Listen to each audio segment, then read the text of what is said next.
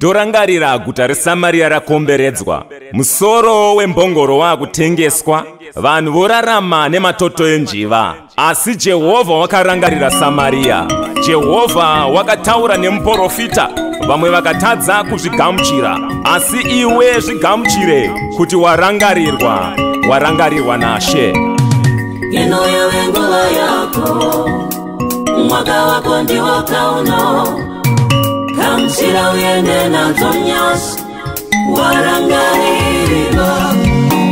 Inoyo nguva yangu, mwaka wangu ndiwo kauno.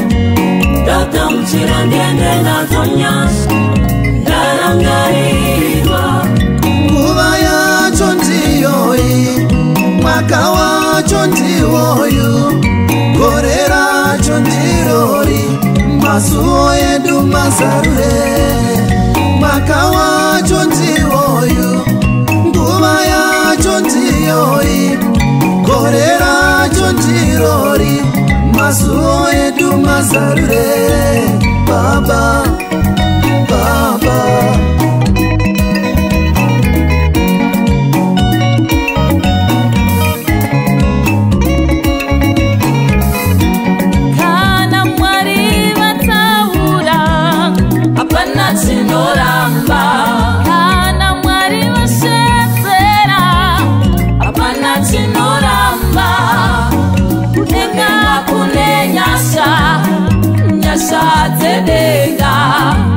kutenga kunenyasa apana chinoramba. Inoyo nguva yako, mwaka wako ndiwo kauno. Gamuchira uende nadzo nyasi, warangarirwa.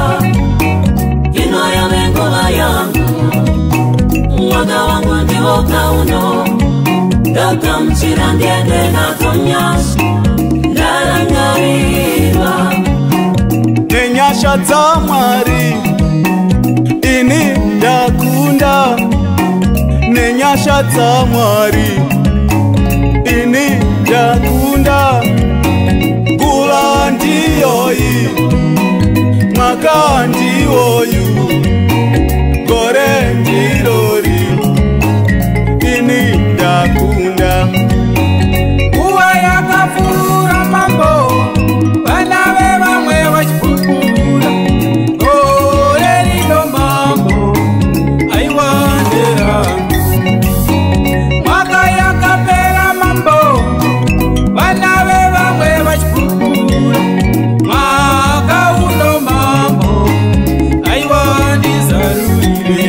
Makore apfuura, zvakaramba baba. Gore rapfuura, zvikarambazve. Gore rino nderangu, iya nderangu. Makore apfuura, zvakaramba baba. Gore rapera, zvikarambazve. Gore rino nderangu, iya nderangu.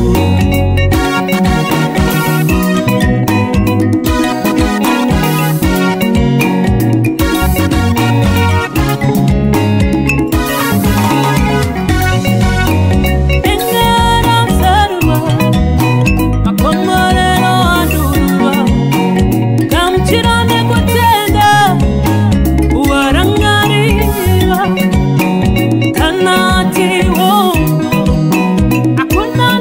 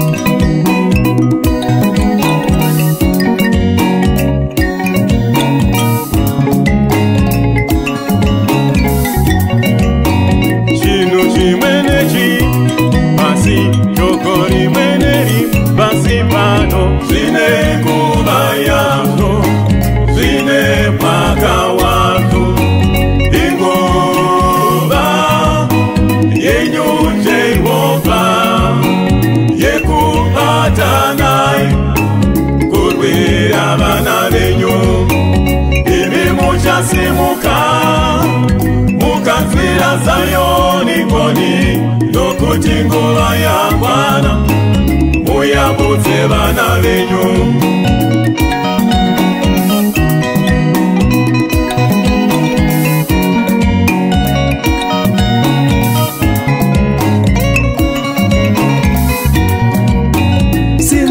Kutenda kwako zvinilipise Mwari vanosimudza vanozvinilipa nguva yatokwana iyo kwatapwa kwave kure zvave kutoita zvinotoita nguva yatokwana iyo kwatapwa kwave kure kutoenda kwave pedyo tave kutokuwa Inoyo wenguva yo Waka wako ndiwo kauno Ramshira uende natonya